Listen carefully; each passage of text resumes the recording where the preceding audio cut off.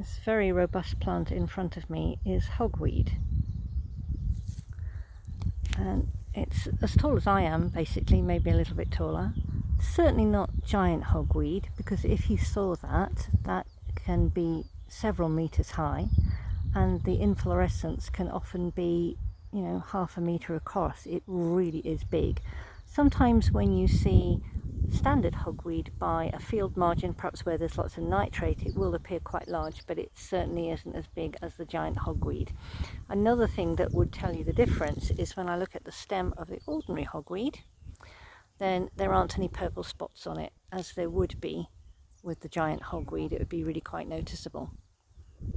Hogweed gets its name from the fact that it was fed to hogs, so a weed for hogs, but also they think a derivation of the name came from the fact that the flowers aren't particularly pleasantly smelling and smell a little bit of pigs, so hogweed.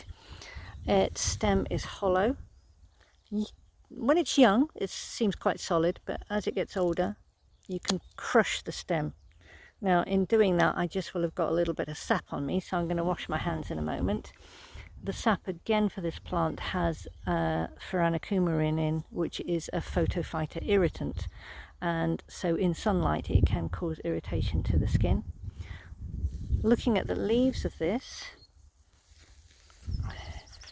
they're not as feathery as things like the fennel or as hemlock or the hemlock water dropwort. They're quite robust, quite hairy.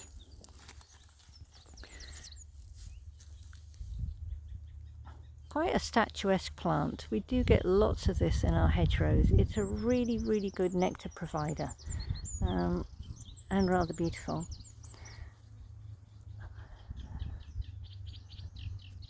Scan over all of the plant again. Its Latin name is Heraculum spondylium. Now, I stuttered there for a moment because Heraculum always makes me think of Heraklion, the airport in Greece, and quite rightly so, because it's the same origin of the word, which would have been Heracles in Roman, I believe, and Hercules in Greek. So it's the same root of the word, and spondylium comes from the root of the word. It's like spondylitis, to do with the spine, and that's to do with the structure of the stem. So beautiful, robust plant.